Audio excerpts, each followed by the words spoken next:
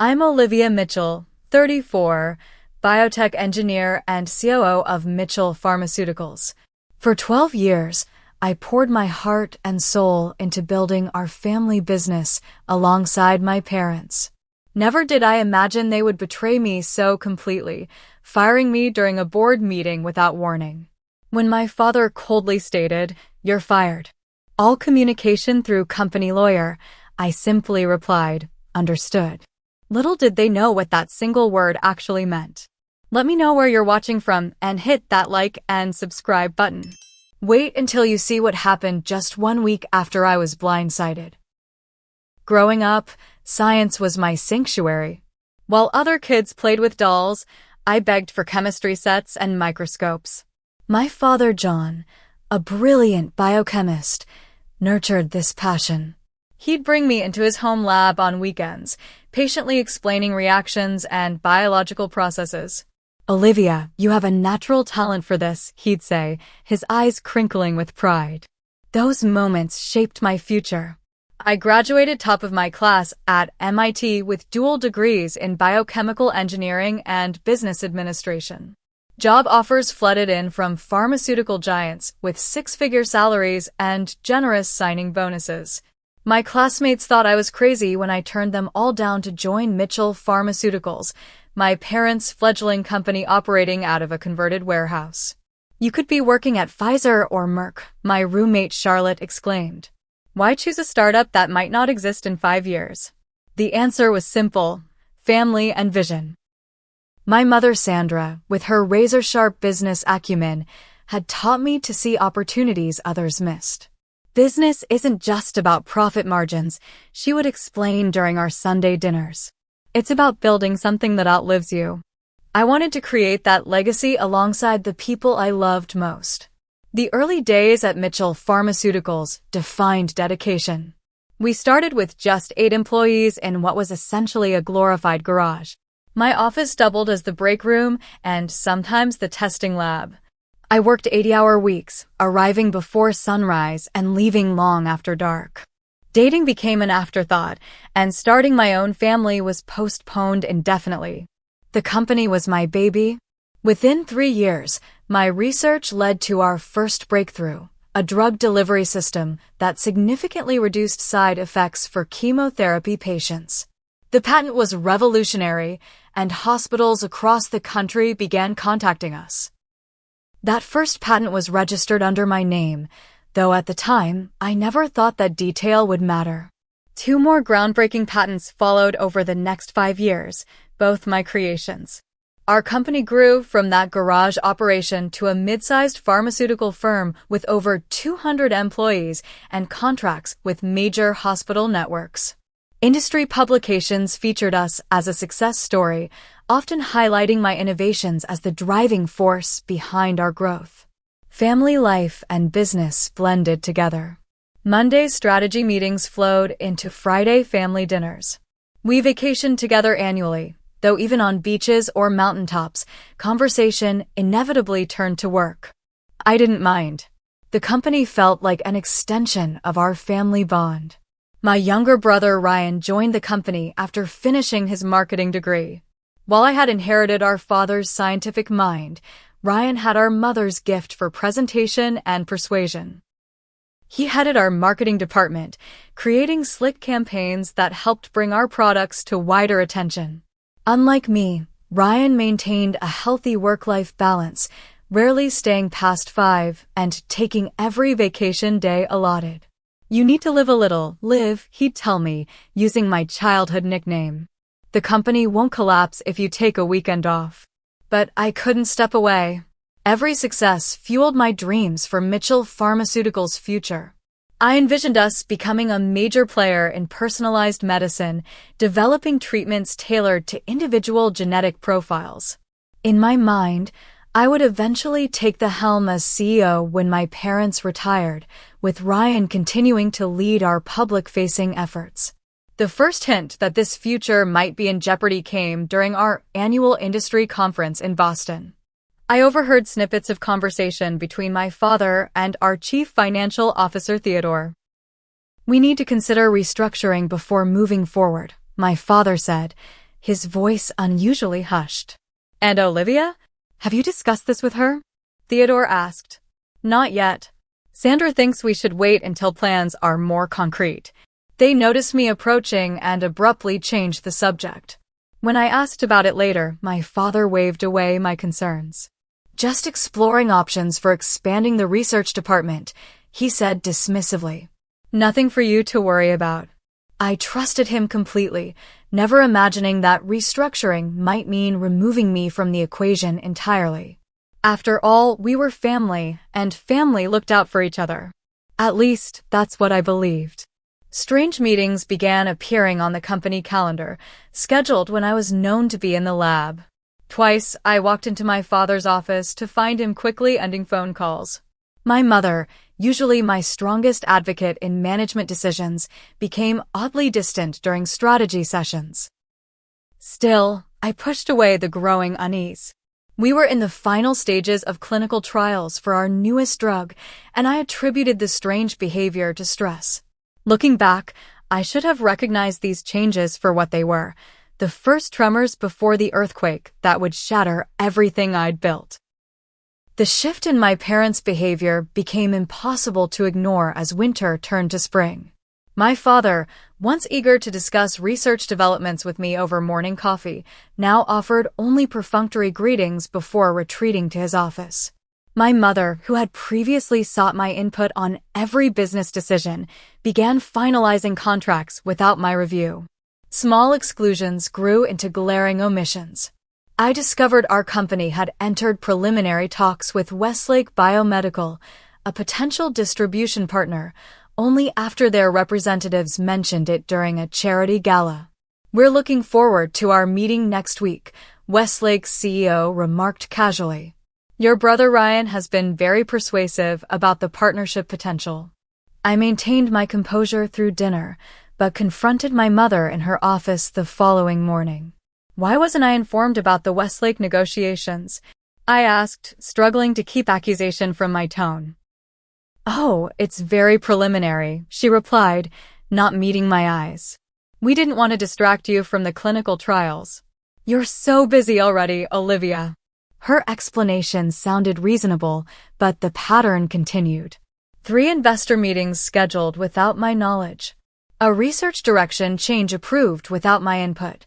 My signature forged on documents I'd never seen. Most troubling were the private lunches between my parents and Ryan. Twice weekly, they would leave together for 2-hour blocks marked vaguely as family business in their calendars. When I asked to join, my father's response was quick and firm. "No need, Olivia. Just catching up with Ryan about marketing strategies. We'll brief you if anything important comes up."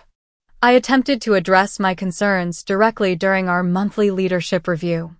"I feel like I'm being systematically excluded from key decisions," I stated, laying out the pattern I'd observed.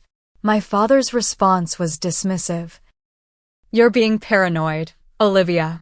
Perhaps you're working too hard. Have you considered taking some time off?" My mother nodded in agreement. "You've seemed stressed lately, dear. Maybe a vacation would help clear your head." Their synchronized dismissal of my legitimate concerns left me reeling. For the first time, I felt like an outsider in my own family and company. Jessica Winters, our corporate attorney and my closest friend at the firm, noticed my distress during our weekly racquetball game. Unlike others who avoided me as my parents' behavior changed, Jessica remained steadfastly loyal. "Something's happening, Olivia," she admitted after I confided in her. "I've been asked to review unusual documents lately. Restructuring proposals, revised operating agreements. I can't share details because of confidentiality, but keep your eyes open." Her warning sent ice through my veins.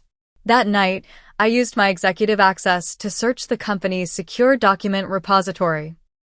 Most files were accessible, but I discovered an entire folder structure labeled Strategic Realignment 2025 that denied my credentials. As COO, there should have been no internal documents I couldn't view. My anxiety mounting, I arrived early the next day and methodically examined the recent badge access logs. My parents and Ryan had held 6 after-hours meetings in the conference room over the past month, none of which appeared on the official calendar. The final confirmation came when I discovered my executive assistant Thomas had been reassigned without my knowledge. Thomas had worked exclusively with me for 5 years, managing my schedule and acting as my right hand in daily operations. "I wanted to tell you," he whispered when I confronted him, genuine distress in his eyes. "Mrs. Mitchell said the reassignment came directly from her and that you'd been informed." "Who's taking your place?" I asked, already suspecting the answer. "Ryan's assistant, Melissa. She'll be supporting both of you during the transition." "What transition, Thomas?" His uncomfortable silence told me everything. That afternoon, I found a restricted research file mistakenly saved to a public server.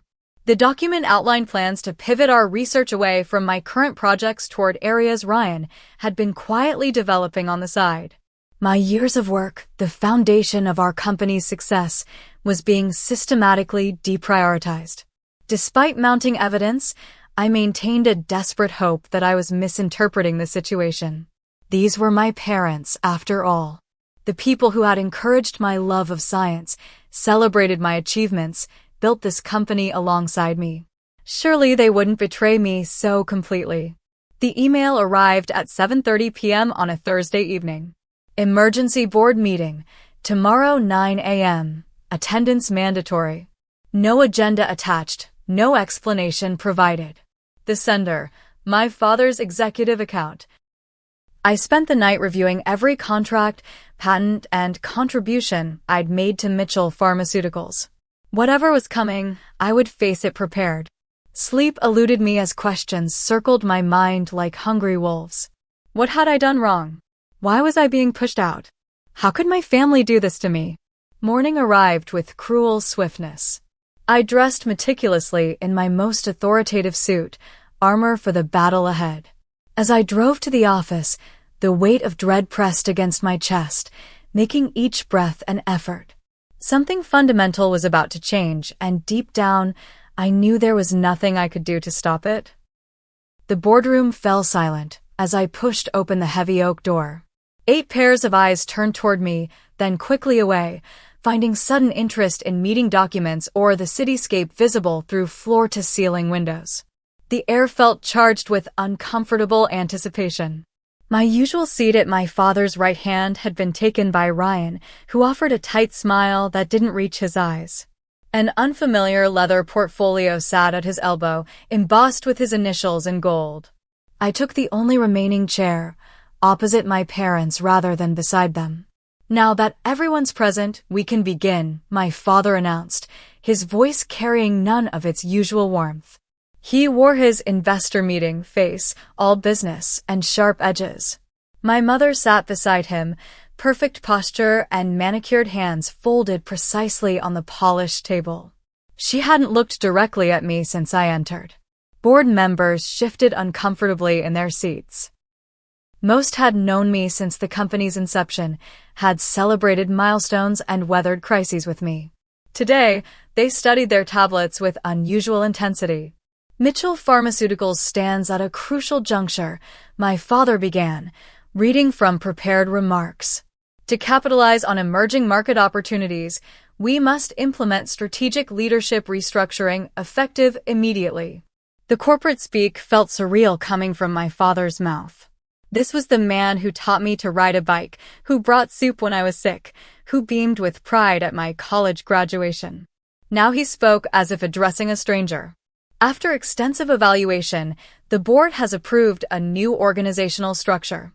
Ryan Mitchell will assume the position of Chief Operating Officer, overseeing daily operations and strategic initiatives." My brother straightened almost imperceptibly, his expression carefully neutral. I felt the blood drain from my face, but maintained my composure, years of boardroom negotiations finally serving a purpose beyond business.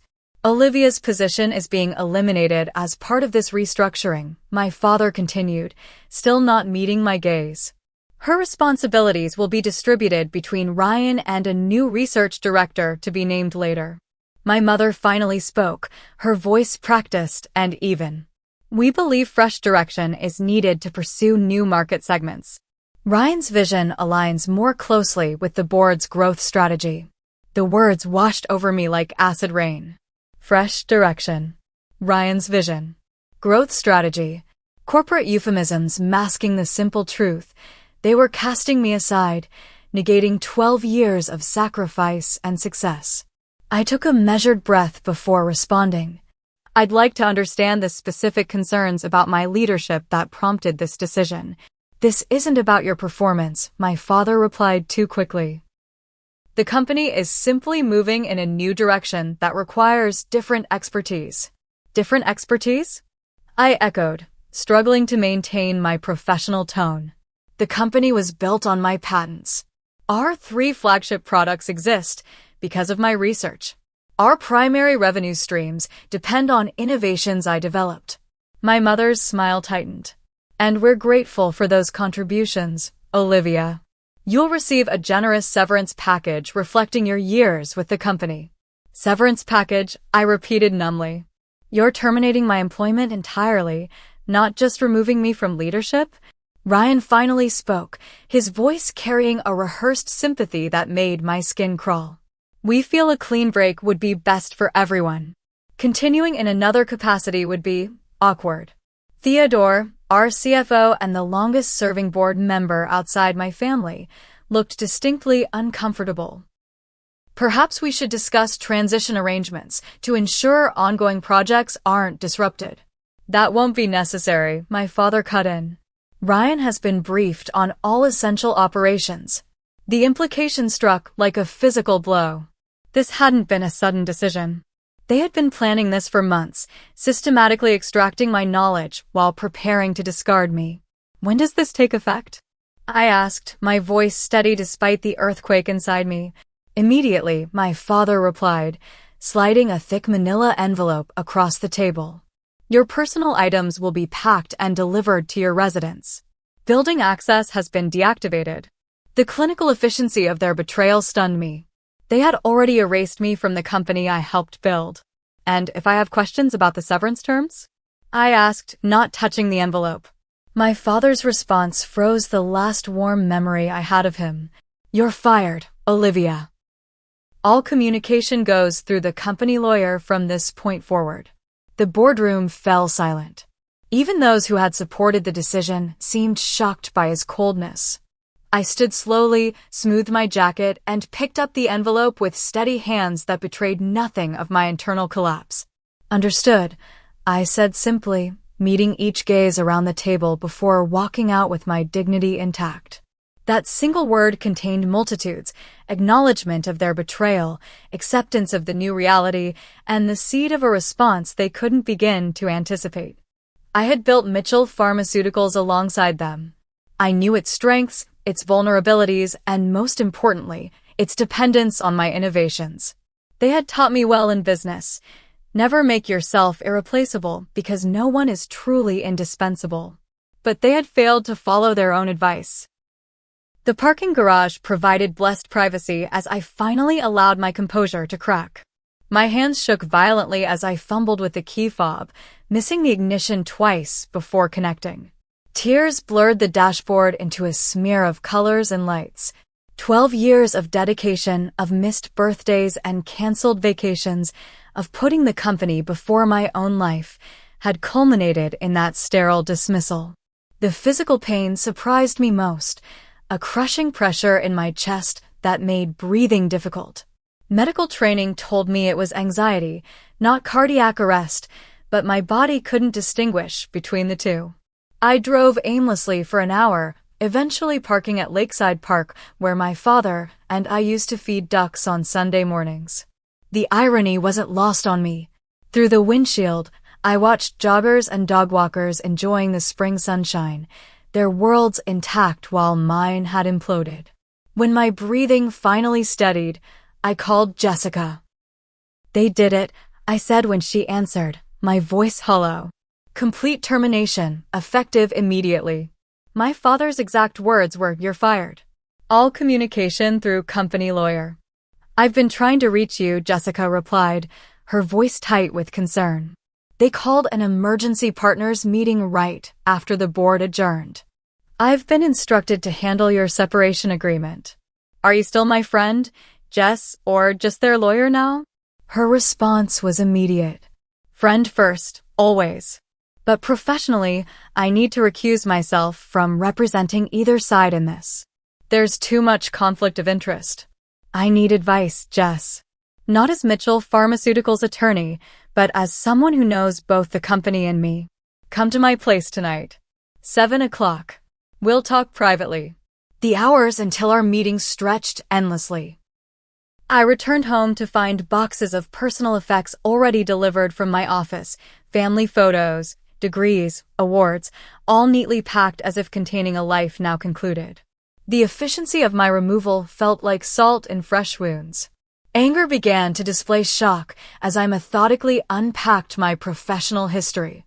Each item represented milestones in building Mitchell Pharmaceuticals, the prototype model of our first drug delivery system, industry recognition awards, congratulatory cards from grateful patients whose lives our products had improved.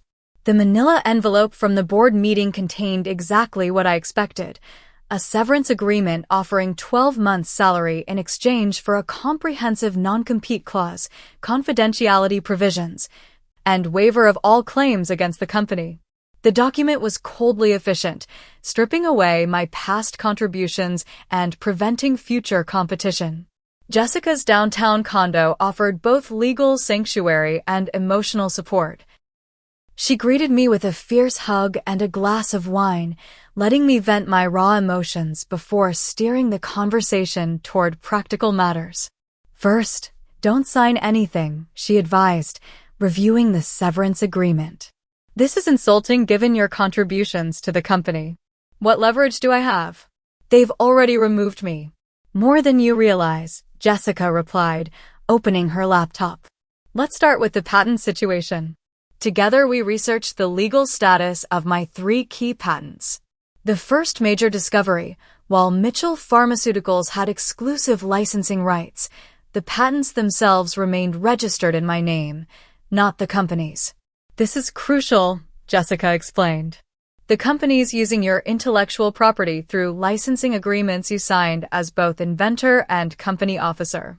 There's a strong legal argument those agreements are now void upon termination. Can I revoke their right to use my patents? Potentially. We need a specialized patent attorney to review the specifics, but yes, this gives you significant leverage. Next, we examined the client relationships I'd personally cultivated. Many of our hospital contracts contained key person clauses specifying my involvement in implementation and support. My abrupt removal potentially triggered breach of contract provisions. Your parents may not realize how many institutional clients see you, not the Mitchell name, as their primary relationship, Jessica noted. That's another pressure point. We worked through the night, cataloging company vulnerabilities and my potential responses. By dawn, a strategy emerged from the emotional wreckage. I wouldn't be a passive victim in this betrayal. I would reclaim my power through strategic action. Sleep finally claimed me around 6, but dreams offered no respite. I watched my mother and father transform into strangers wearing familiar faces, speaking words that cut like glass while smiling placidly. I woke gasping, sheets tangled around me like restraints. Over the next 3 days, I oscillated between grief and determination. Moments of sobbing helplessness gave way to cold clarity as I built my response plan. The betrayal hurt most coming from family, people who should protect rather than exploit, support rather than sabotage.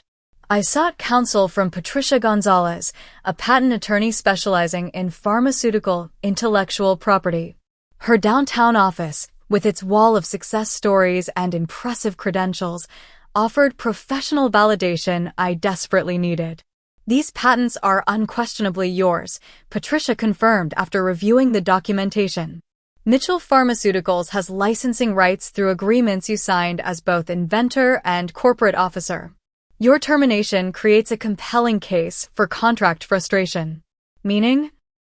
meaning the company can't summarily fire the inventor and still expect unrestricted use of her intellectual property. At minimum, this justifies renegotiation of terms. With Patricia's guidance, I spent hours documenting every proprietary process I'd developed for the company. Knowledge that existed only in my mind represented significant operational value. Manufacturing processes I'd optimized, research pathways only I fully understood, troubleshooting procedures for equipment I'd modified, all constituted intellectual capital they couldn't easily replace. I contacted trusted vendors and suppliers who had worked with me throughout my tenure. Without explicitly saying so, I ensured they understood my departure had been involuntary and complete. Many expressed shock and dismay.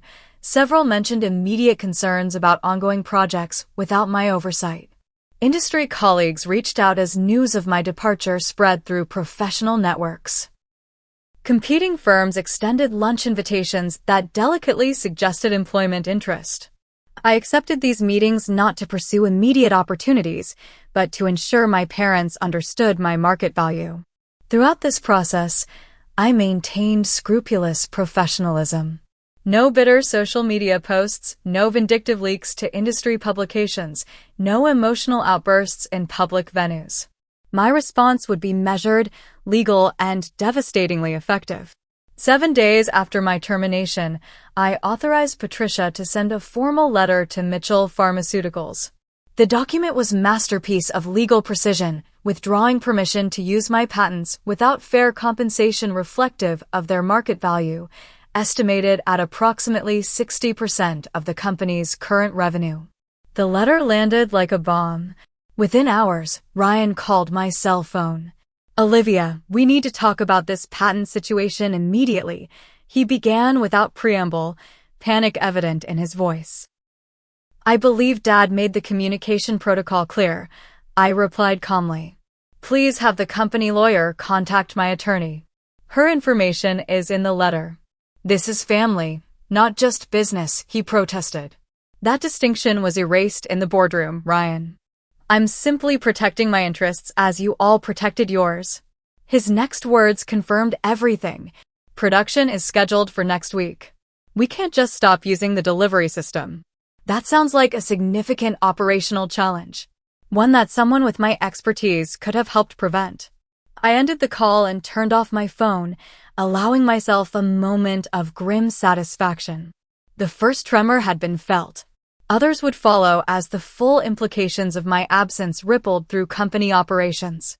My parents' initial response came through formal channels, a dismissive legal letter asserting their right to continued use of the patents under existing agreements. They clearly believed I was bluffing, that family ties would prevent me from truly disrupting the business they'd built. They didn't yet understand that those same family ties made my response not less, but more determined. The personal betrayal demanded accountability that simple business disputes did not. Within days, production issues emerged exactly as I'd anticipated. Without my knowledge of calibration procedures for the specialized equipment, quality control metrics began failing. Clients accustomed to speaking directly with me about implementation raised concerns about continuity. Research projects stalled without my guidance on next steps. The company my parents thought could function without me was beginning to show critical stress fractures. The question wasn't if they would respond, but when and how. I didn't have to wait long to find out. The call from Patricia came exactly 9 days after my termination. "Mitchell Pharmaceuticals' outside counsel contacted me this morning," she reported. "They're requesting an urgent meeting to discuss mutually beneficial resolution options." Translation: I asked, though I already knew. "They're feeling the pressure and want to negotiate," she confirmed.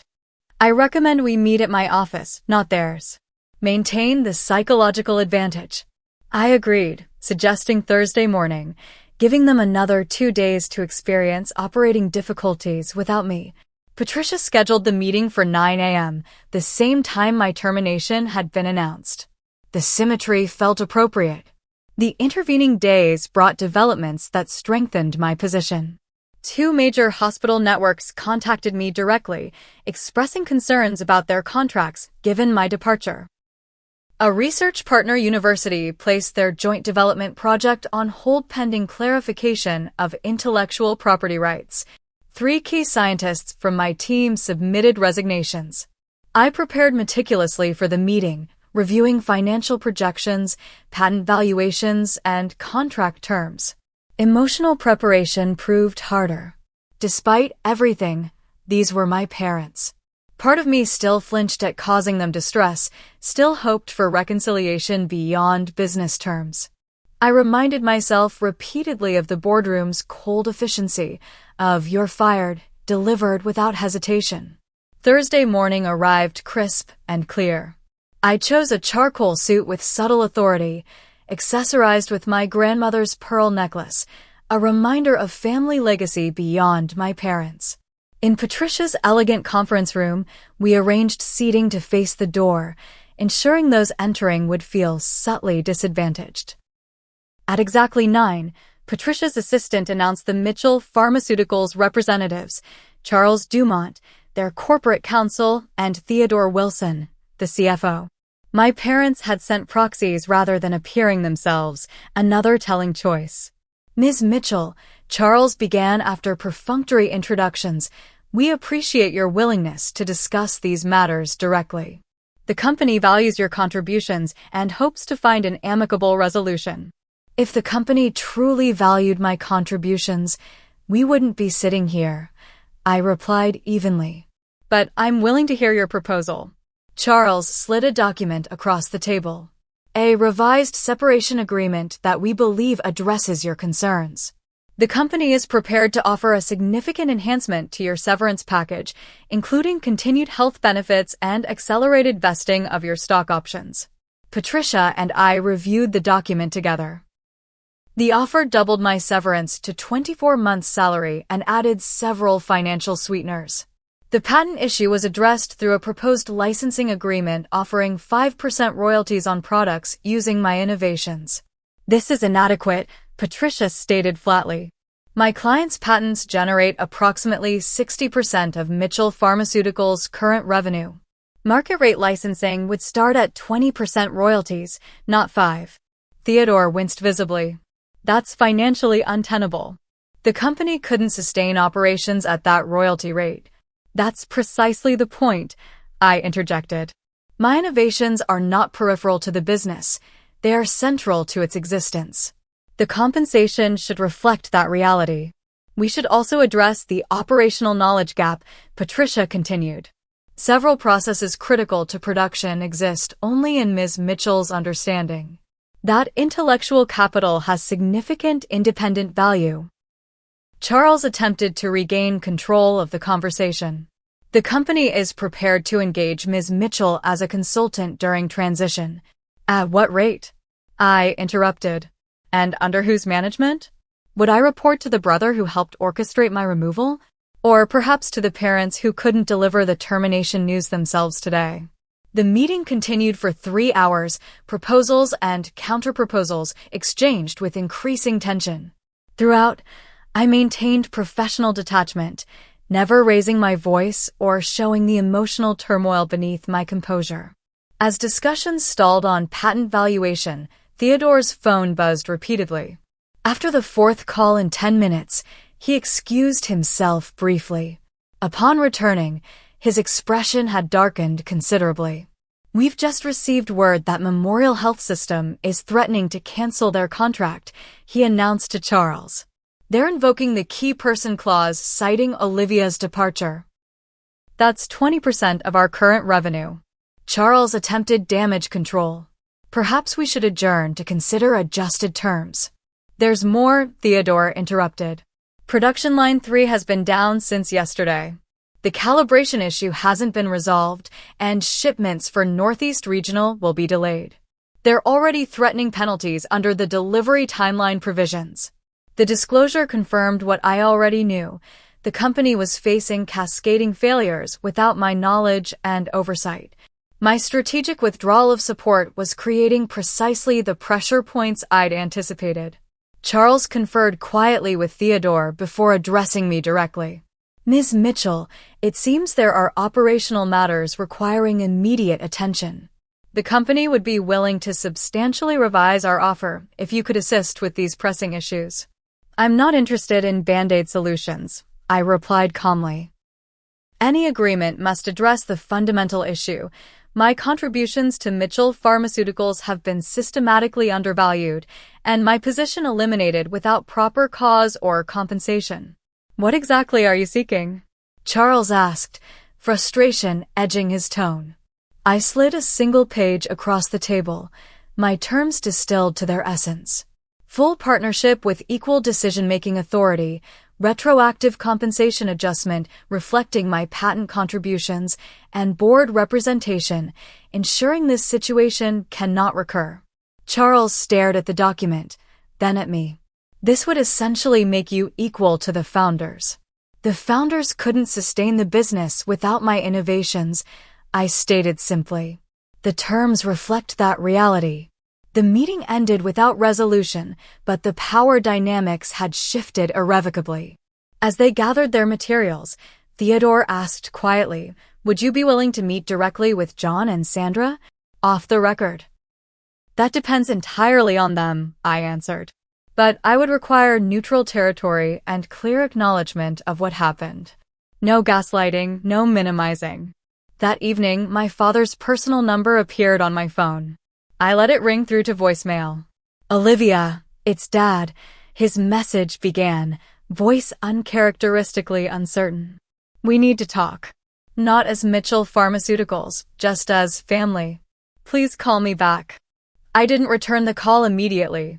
Instead, I drafted an email specifying conditions for a meeting, neutral location, no lawyers present, acknowledgement that they had acted unilaterally to remove me, and willingness to discuss substantial restructuring of both company and family relationships.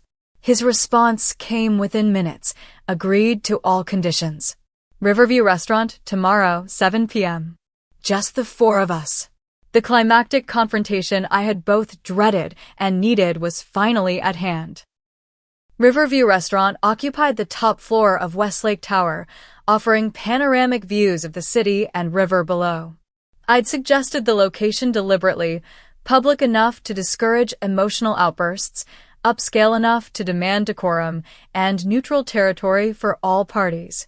I arrived 20 minutes early, selecting a corner table that allowed me to see the mentor while giving me the psychological advantage of being settled first.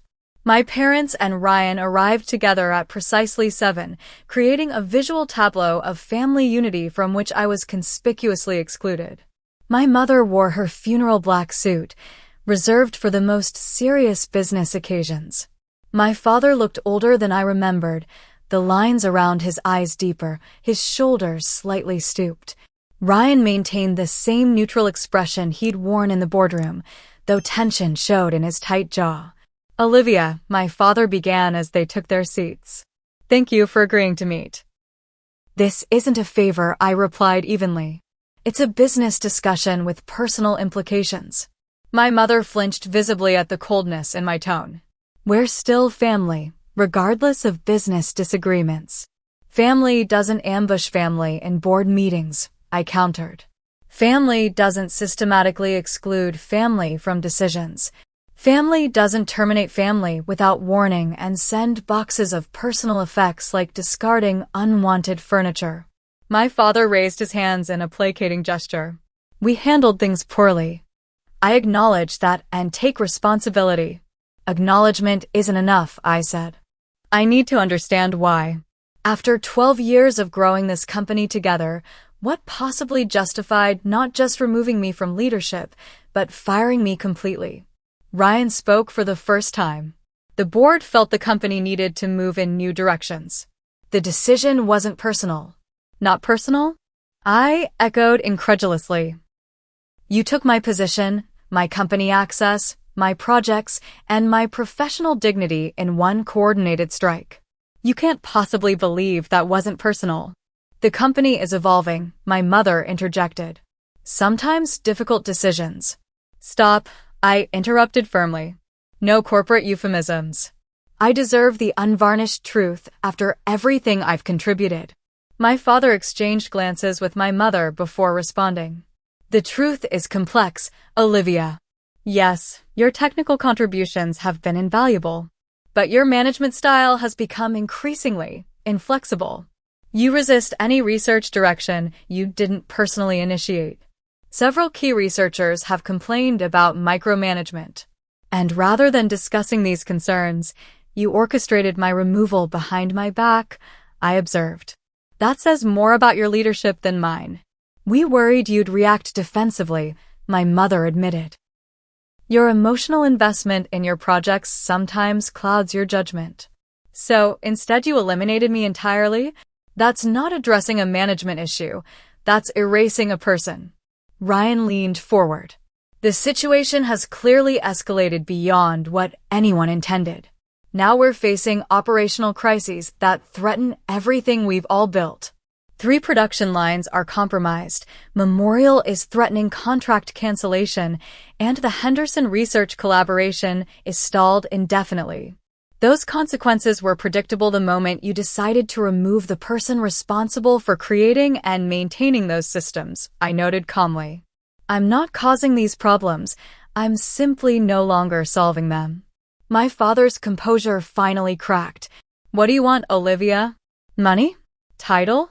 Your old position back? Tell us what it will take to end this standoff. I want what I've earned, I replied. Equal partnership, reflecting my contributions to this company's success. Board representation, ensuring I can't be ambushed again. And most importantly, acknowledgement that how you treated me was fundamentally wrong, not just tactically, but morally. Equal partnership with the founders, my father responded, anger finally breaking through. We created this company, took all the initial risks, and would have remained a small contract research operation without my innovations, I completed. The company's growth trajectory changed dramatically when my first patent was commercialized. The evidence is in the financial statements. My mother, always the pragmatist, intervened. Let's be practical. The company needs your knowledge to resolve these immediate crises. Perhaps we can establish a consulting arrangement while negotiating longer-term solutions. No, I stated firmly. I'm not interested in temporary fixes. Either we address the fundamental power imbalance, or I'll explore other options for my patents and expertise. You'd compete against your own family? Ryan asked incredulously. You fired your own family, I countered. Actions have consequences. The conversation continued for nearly 3 hours, cycling through anger, negotiation, occasional moments of genuine connection, and renewed tension. Beneath the business discussion lay deeper family dynamics, my father's difficulty surrendering control, my mother's conflict avoidance, Ryan's resentment of my technical prominence, my own workaholic tendencies that had sometimes created friction. Eventually, exhaustion tempered the emotional intensity, allowing clearer perspectives to emerge. I need to understand something, I said as our discussion wound down. Was this always the plan? To use my innovations to build the company, then push me out once you had what you needed? My father looked genuinely shocked. God, no, Olivia. Nothing like that. We genuinely believed the company needed different leadership to grow further. We handled it terribly, but there was never a master plan to exploit you. Then why the secrecy? Why not have an honest conversation about your concerns? My mother answered softly, because we're better at being bosses than parents sometimes. It was easier to make a business decision than have a difficult family conversation. That admission, in its painful honesty, created the first small bridge across the chasm between us. As midnight approached, we reached a tentative framework. I would return as Chief Innovation Officer with equal executive authority to Ryan's COO position. My father would remain CEO with my mother as CFO, but major decisions would require 3 of 4 consensus among us. The board would be restructured to prevent future ambushes. My patents would be properly valued with appropriate royalty structures benefiting both me personally and the company. This isn't just about titles and money, I emphasized as we prepared to leave. Trust has been fundamentally broken.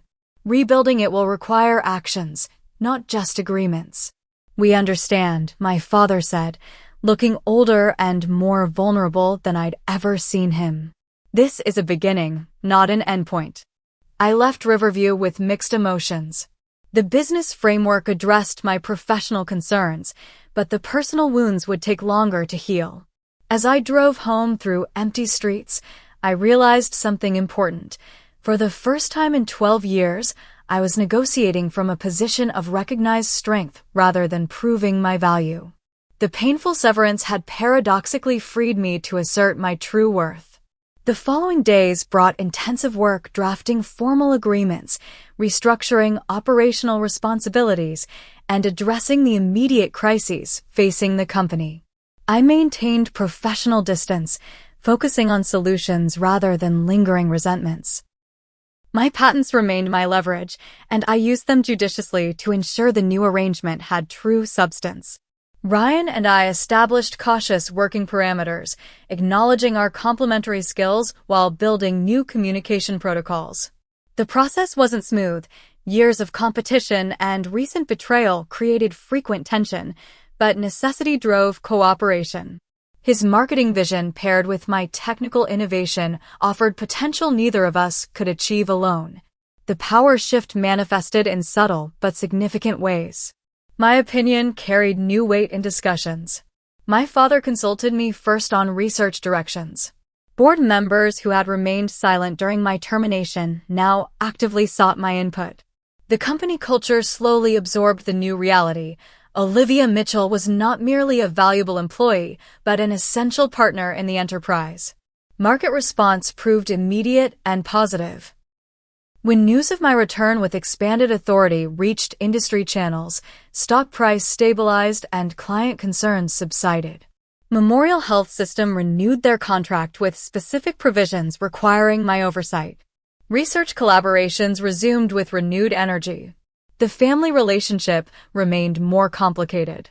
Professional reconciliation proceeded faster than personal healing. Business dinners felt stilted, weekly family gatherings remained suspended, and conversations carefully avoided deeper emotional territory. The path forward existed, but would require time and consistent effort to traverse. 1 month after my return, the true test of our new arrangement arrived, a major acquisition opportunity requiring significant investment and strategic commitment.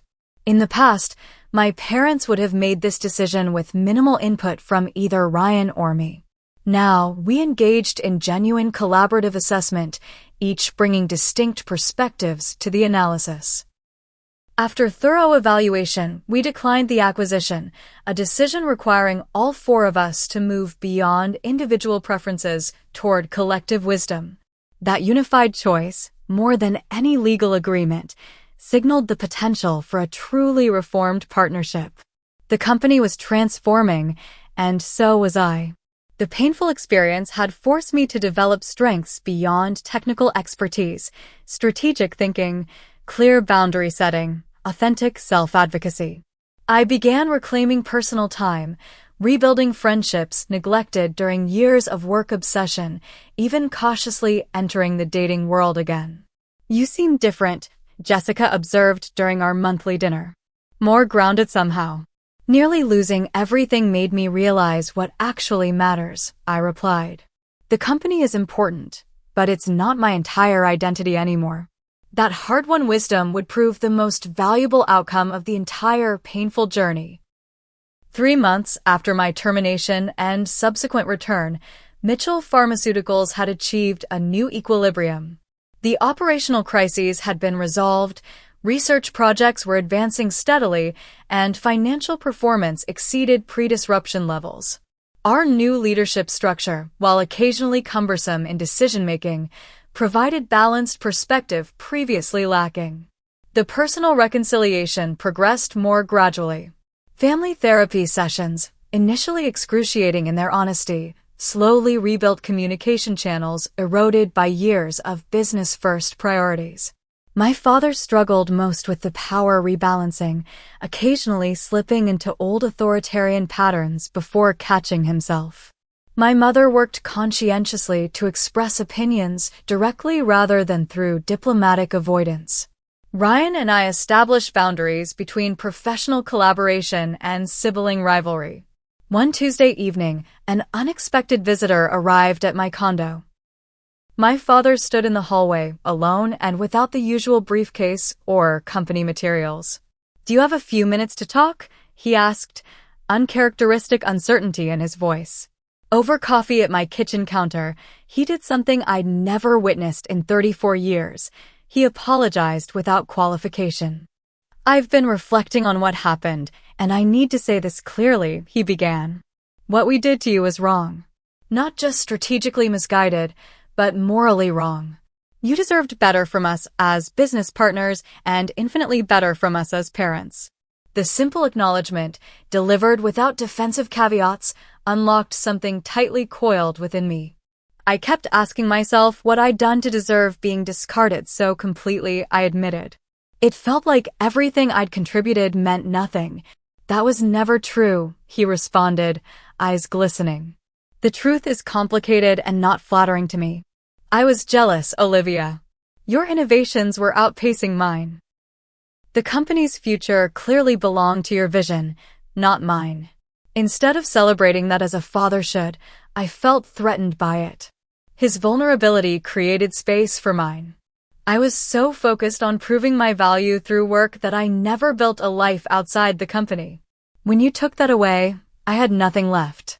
That's not healthy, and it's not entirely your fault." That conversation marked a turning point in our healing process. No single discussion could repair years of dysfunctional patterns, but honest acknowledgement created foundation for rebuilding. Similar conversations followed with my mother and Ryan, each revealing perspectives and pain previously unspoken. Professional boundaries established during the crisis proved unexpectedly beneficial for company operations. Our new partnership agreement required clear documentation of decisions, regular review of research priorities, and transparent communication of concerns. These practices, initially implemented as protective measures, enhanced overall company functioning. The pharmaceutical industry took notice of our restructuring and subsequent performance improvements. Industry publications featured profiles of our innovative family leadership model. Competitors began exploring similar balanced authority structures. What had begun as crisis response evolved into recognized best practice. Perhaps most significantly, I reclaimed personal agency beyond professional identity. I established firm work boundaries, leaving the office by 6 most evenings. I renovated the spare bedroom that had functioned as a home office into a pottery studio, reconnecting with a creative passion abandoned during college. I joined a hiking group, making friends outside the industry bubble. 6 months after the termination crisis, I met Daniel Harrison at a charity gala. Unlike previous relationships sidelined by work priorities, I made time for this connection to develop naturally. His work as an architectural engineer complemented my scientific background without competing priorities. For the first time, I envisioned future possibilities including both career fulfillment and personal partnership. Mitchell Pharmaceuticals continued evolving as well.